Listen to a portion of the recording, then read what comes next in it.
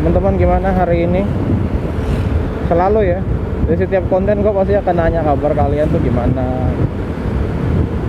Karena ya gue merasa ya punya teman ngobrol juga gitu. Walaupun nggak semua orang nonton ini sampai habis gitu. Gue cuma bisa berharap apa yang kalian kerjakan, apa yang kalian lakukan dengan baik, dengan sebaik-baiknya, dengan usaha kalian itu semoga tidak mengkhianati hasilnya gitu. Semoga bisa mencapai target kalian setiap harinya 1% lebih baik.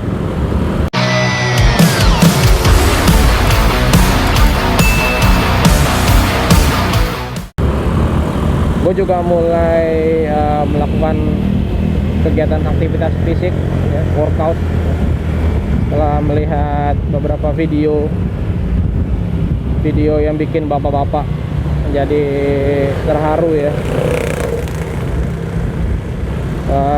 Ketika alasannya sudah menjadi persoalan anak dan istri gitu ya, gue berusaha untuk merubah gaya hidup gitu ya. Gue mulai mencoba untuk memaksakan diri gue untuk bekerja, tapi tidak dibarengi dengan olahraga, karena memang keterbatasan waktu, keterbatasan tenaga ya. Jadi gue terus mencari siasat gimana caranya biar gue bisa olahraga sambil tetap bekerja, jadi nggak kehilangan waktu gitu, dan tetap bareng sama keluarga gue.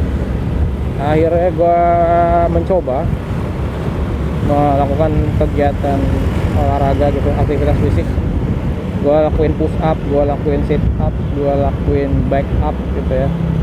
Terus gerakan itu gue repetisi setiap selesai sholat. Satu setnya tuh 10 kali, 10 sampai 15 kali gitu. Kalau kuat sampai 15, kalau nggak kuat ya 10 gitu. Sama plank juga. Dan itu gue lakuin sehari sebanyak 5 set. Karena 5 kali sholat ya, alhamdulillah. Yang mana itu berarti total ya sekitar dapat lah 50 sehari gitu. Dan tentu aja gue mulai berusaha mengurangi jam makan. Tentu ya kalau emang nggak bisa ngurangin jam makan, minimal nasinya gue kurangin, minuman manis gue kurangin. Kopi gue berusaha sehari sekali aja.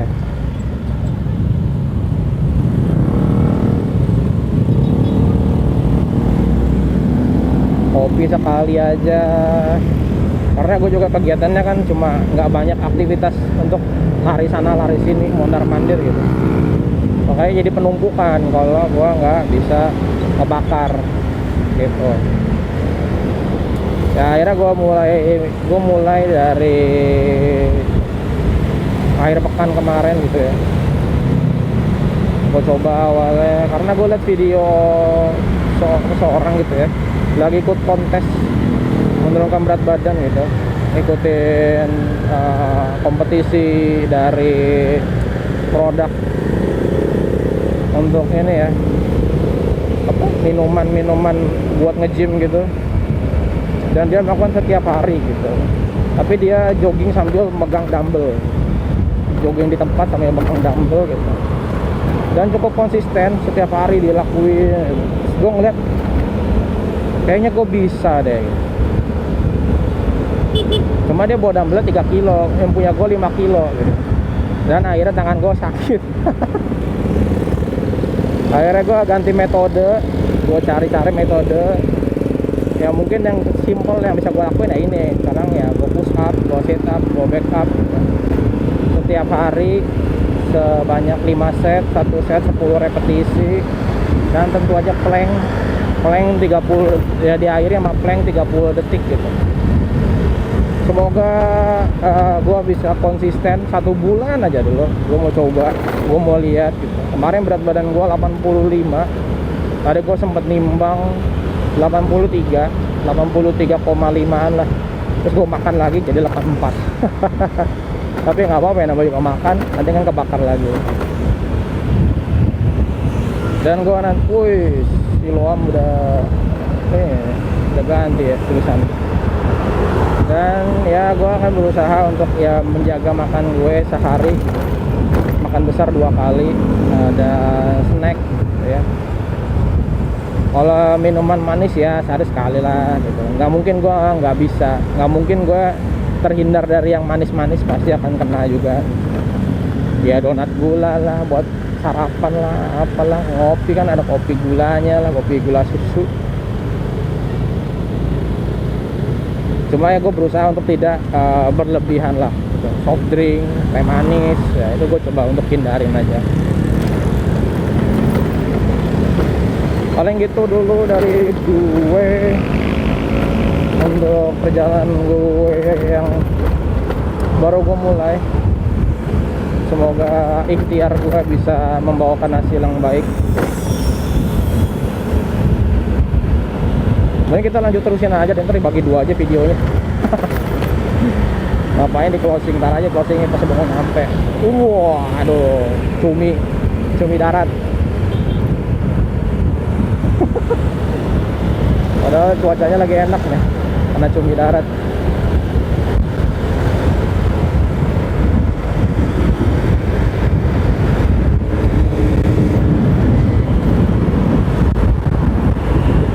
Jadi itu cerita gue beberapa akhir-akhir ini gitu. Dan udah mulai ngerasain gitu perbedaannya, walaupun baru jalan yang bener-bener program gue yang gue lakuin tuh baru jalan 2 hari ini gitu. Baru 2 hari guys. Nanti gue coba video, gue foto dulu deh bentuk awalan perut gue gitu, bentuk awalan perut gue di hari ini gitu.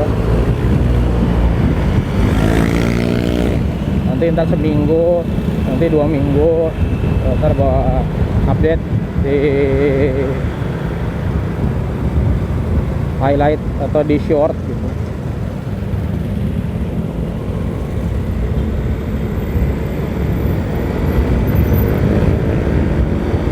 Jadi ya alasan gua untuk merubah hidup, bukan merubah hidup ya, merubah kebiasaan, membentuk kebiasaan baru gitu. Salah satunya ya karena istri dan anak gue. Gue mau sampai anak gue punya keturunan gitu, gue masih bisa jagain cucu gue gitu. Gue masih bisa bareng sama istri gue juga.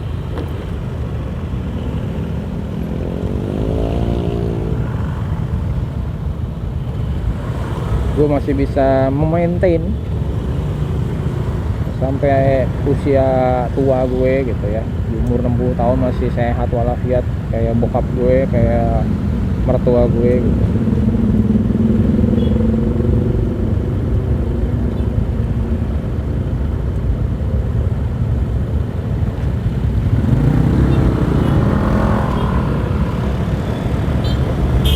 Nanti ya ntar gue update deh, nanti akan gue update perkembangannya.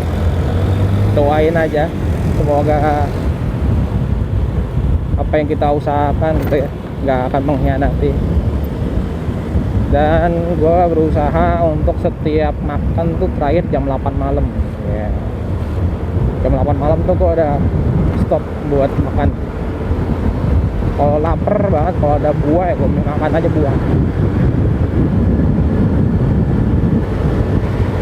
Kalau gue jaga malam ya, sebelum jaga gue makan jam 7 lah, gue makan terakhir. Karena jaga malam kadang-kadang ya ngopi, nggak mungkin gue langsung tidur. Karena kan ada jaga dulu. Paling kalau udah tengah malam lagi sepi baru merem-merem bentar lah kalau nggak ada pasien.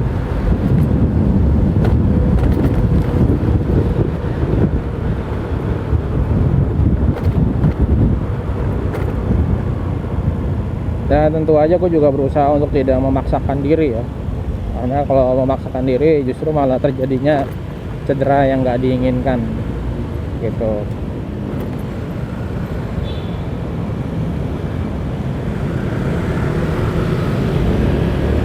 Nah kemarin waktu gue lagi scroll Instagram gitu ya, rame berita, pasti teman-teman tahu juga ya isunya ya, soal yang sebelumnya gue mengucapkan turut berduka cita untuk atlet bulu tangkis dari China yang mengikuti ajang kompetisi Asian Badminton Championship di Yogyakarta kemarin. Turut berduka cita atas wafatnya beliau gitu ya. Semoga amal dan ibadahnya diterima. Semoga keluarganya ditinggalkan, dikuatkan ya, ditabahkan hatinya. Karena cukup masih muda. Jadi ceritanya waktu dia lagi tanding lawan Jepang ya kalau nggak salah, dia main single. Dia tunggal putra. Waktu dia lagi mau terima servis dari pemain lawan, tiba-tiba jatuh pingsan, semua kebingungan. Lihat dari videonya sih tim medis sudah datang gitu ya. Cuma gue nggak tahu waktu di lapangannya apakah mereka langsung memeriksa tanda-tanda vital gitu ya. Karena kalau sekiranya memang ternyata di lapangan sudah henti jantung gitu, harusnya sudah standby untuk melakukan RJP dan memasang AED kalau memang ada gitu. Menurut gua AED itu standar dan harus ada gitu. Setiap event wajib punya gitu. Sambil menunggu bantuan medis datang, yaitu ambulan. Jadi waktu kejadian tim medis sudah datang, penanganan yang gue lihat mungkin mereka juga kayak kebingungan ya. Gue nggak tahu di situ ada dokter apa cuma paramedik aja. Soalnya jadi sorotan, akhirnya dibilang terkesan lamban menanganinya gitu. Tapi gue harap sih semoga enggak ya, nggak bener gitu. Gue berharap sih sudah sesuai dengan SOP yang ada gitu. Dan sebelum kasus ini juga gue juga lihat di Instagram yang rame dosen dari dokter ya, dokter umum, gue nggak tahu dokter umum nggak, dokter dosen gitu, dosen dari FK UIN, Fakultas Kedokteran Universitas Islam Hidayatullah, UIN Jaksel ya. Waktu lagi main bulu tangkis bareng mahasiswanya tiba-tiba jatuh pingsan juga. Memang di videonya sempat dilakukan penanganan resusitasi jantung paru gitu. Tapi ya sayangnya beliau sudah tidak dapat ditolong, sehingga beliau sudah berpulang. Turut berduka cita juga, semoga amal ibadah diterima oleh Allah Subhanahu wa taala. Bagi seorang dosen, seorang pengajar gitu ya, semoga ilmunya menjadi amal jariahnya di dunia. Amin. Jadi teman-teman, gua mau ngasih tahu aja, kalau ada kasus-kasus tiba-tiba orang yang tidak sadarkan diri, yang pertama yang harus kalian lakukan adalah lihat situasinya dulu, lihat lingkungannya dulu, aman nggak tempatnya, aman nggak buat lu nolong dia gitu. Ini gue juga udah pernah bahas di video gue yang awal-awal banget sebelum gue berhenti konten gitu ya, soal henti jantung, soal RJP gitu. Nanti bisa teman-teman cari, atau teman-teman mau cari yang lebih lengkap juga ada di YouTube, banyak banget. Bis kita baru lagi nih inovasinya. Kalau bisa yang nyambung sama Transjakarta, baru Sumarekon yang nyambung sama di Harapan Indah.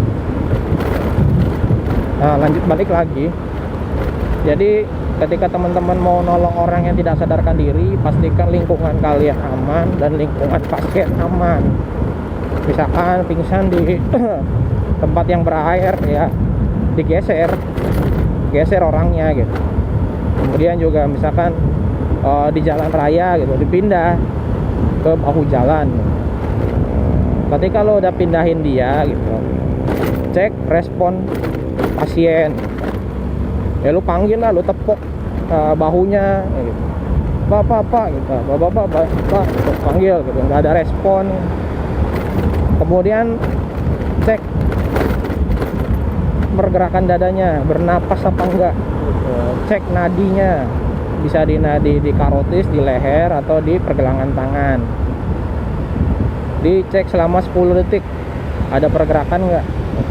Kalau memang nggak ada pergerakan, langsung lakukan panggil bantuan gitu. Minta telepon ambulan, aktifkan kode emergency. Waduh, macet banget nih, tumben-tumbenan gitu. Jadi aktifkan kode emergency untuk memanggil ambulan di 112.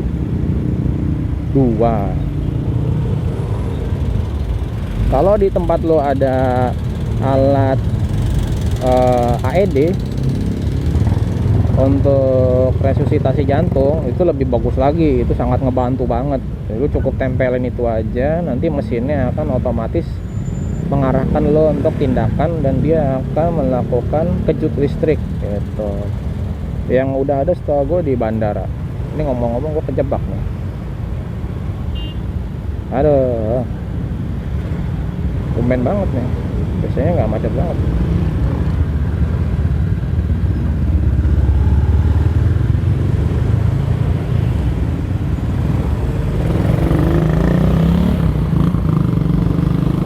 Nah, terus ketika ya katakanlah nggak ada AED gitu, atau udah ada AED gitu, yang harus lakukan adalah lakukan resusitasi jantung paru 2 orang. Yang satu pijat jantung, yang satu kasih pernapasan. Tapi tentu aja tadi sirkulasinya dibuka dulu, kayak misalkan kalau pakai ketinggang dibuka. Jadi kalau area-area yang sempit gitu ya, katakan celananya kencengan gitu, bajunya terlalu ketat gitu, dilonggarkan gitu.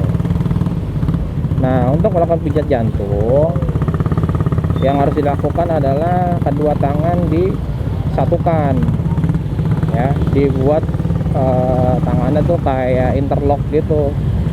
Kayak lo kalau nonton Power Ranger tuh pas mau berubah, nah kayak gitu tangannya tuh, Power Ranger yang Mighty Morphin Power Ranger tuh. Nah, tangannya disatuin gitu, lalu diletakkan di bawah puting di dada sebelah kiri gitu. Di situ kan posisinya di tempat jantung, sepertiga bawah, agak ke tengah dikit gitu. Terus lakukan pijat jantung, kedalamannya 5-6 mm. Jangan terlalu kencang-kencang juga gitu.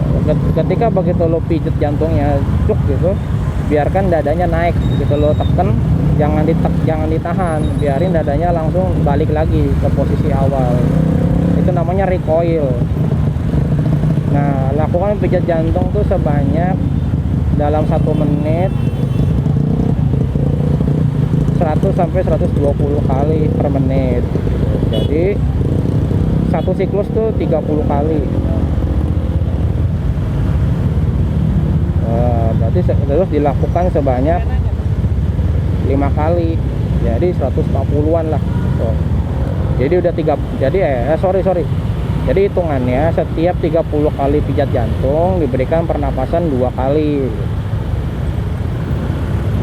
Itu teorinya ya, teman-teman mungkin bisa lihat video lengkapnya di YouTube gitu, penanganannya gitu. Gue cuma ngasih tahu aja buat refresh aja.